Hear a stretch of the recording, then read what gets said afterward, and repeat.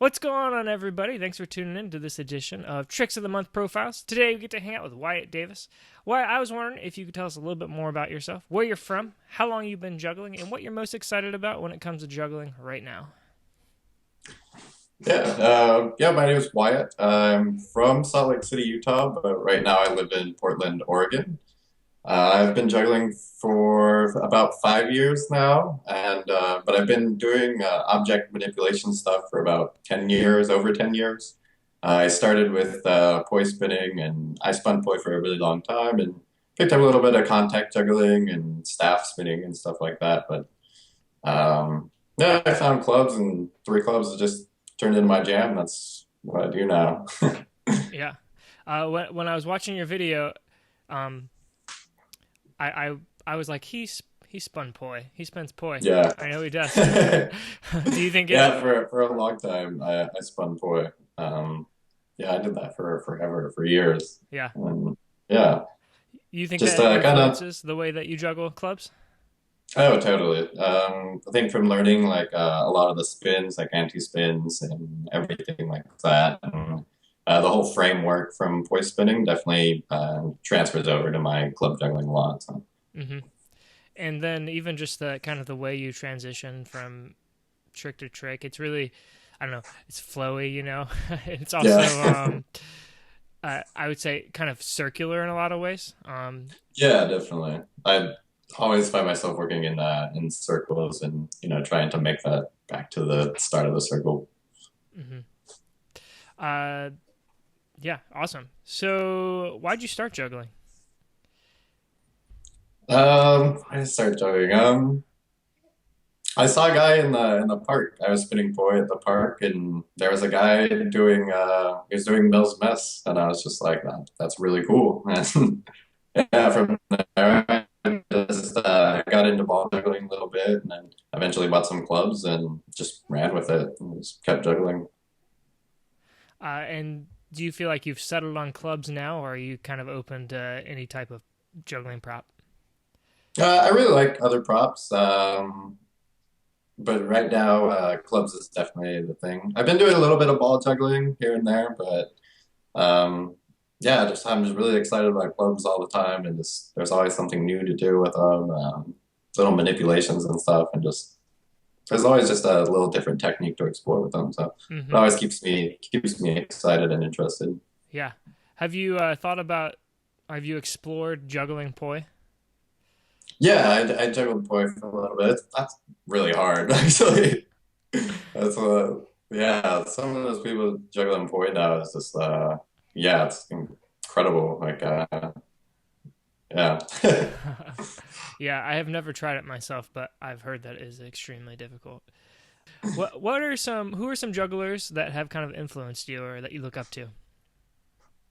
Um, a couple of my major influences like Bruno, Bosch, a lot of the European jugglers, then like Nathan Biggs and Kellen Quinn, Nick Leafy, Hmm. and some of those guys that do a lot more like the kind of manipulation stuff and contact work. Hmm. Have you watched any of Master Ong's stuff? Oh yeah, totally. Yeah, Marvin's awesome. Yeah, I love juggling with Marvin. We get to hang out here and there at festivals. It's yeah, definitely a big inspiration to me. Yeah, I got to at the RIT Juggling Festival a few weeks ago. He was there, and I did one of his workshops, and just the what he's able to do with clubs just blows my mind. But then in your video, you were doing some stuff too. So I don't know what they're called, but like the club, like almost like club traps. Like you roll the club, and then another club catches the handle, like on the Yeah, outside of yeah. your arm. Um, I I think that's awesome. I can't do it. Thanks. um, but yeah, Marvin's going to be on my podcast sometime here pretty soon.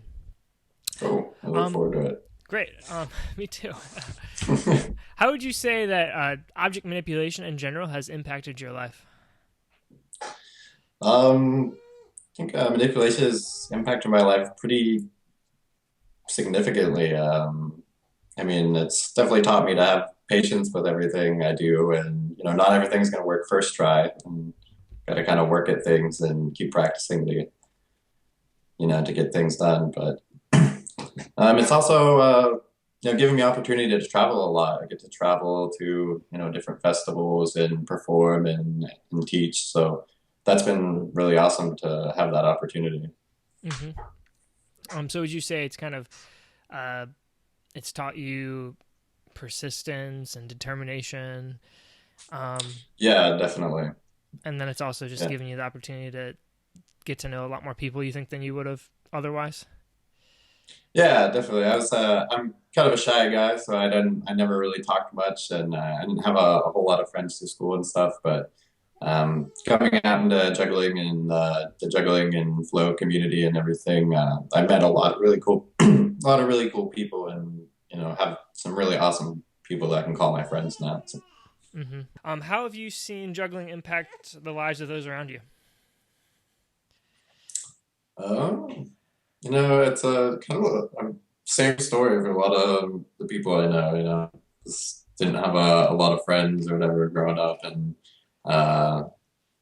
started juggling because they wanted to do something to keep busy or whatever. But they come in and to the juggling community, go to the conventions and the festivals, and meet so many new people, new friends, and yeah, it connects people and they get the opportunity to go places and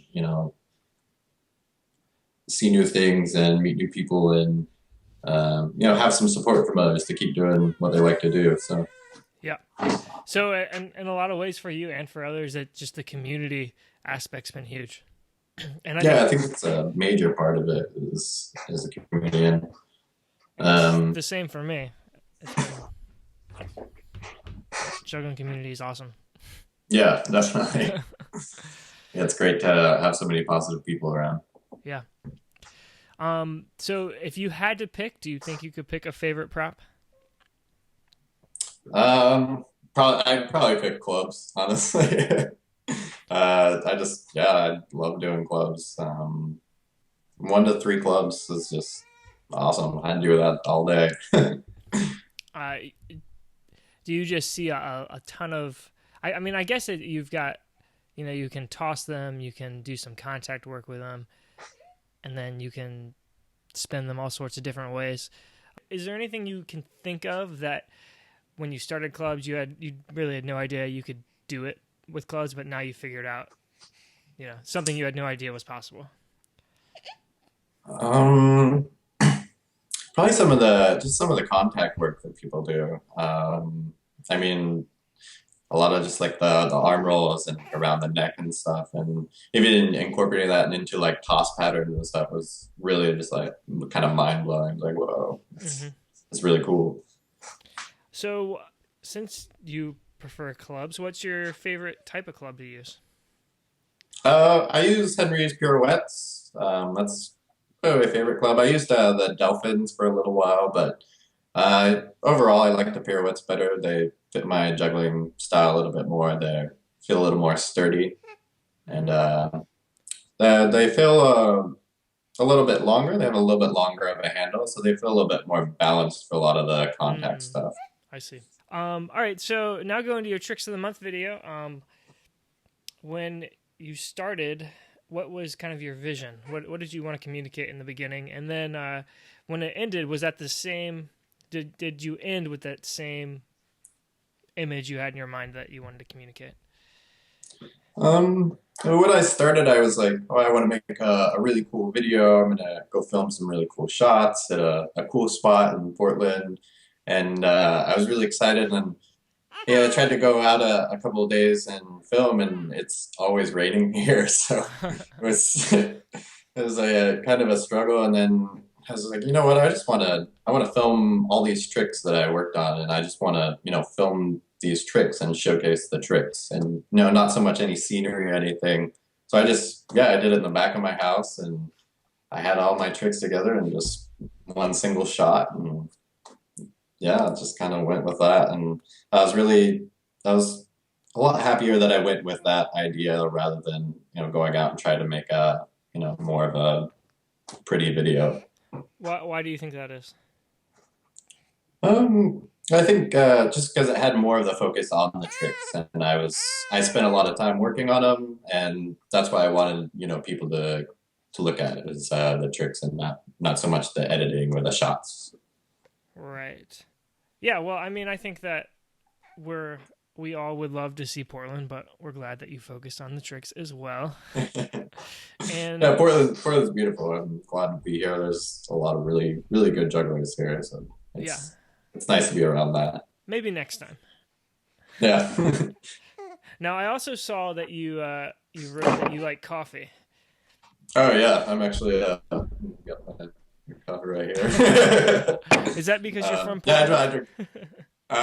No, that's just I drink a lot of coffee. It's just what I do. A lot of coffee, a lot of juggling.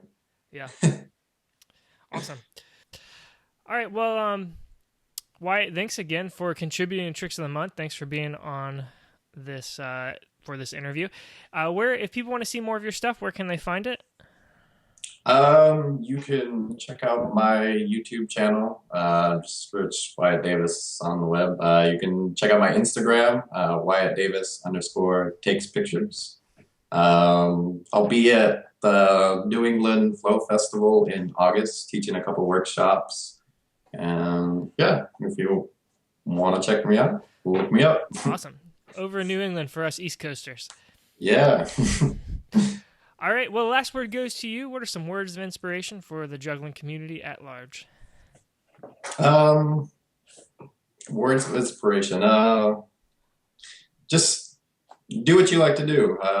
Juggle what you like to juggle. Do the tricks you like to do. Don't let anybody like get you down about the prop you want to use or the tricks you're trying to do. Just do you and do what you like. All right. I like that. You do you. Yeah. All right. Well, again, thanks for being on. Everybody else, thanks for tuning in. Make sure you check out interviews like this and highlight reels every single week at my channel, Everyday Juggler. Until next time, keep on juggling.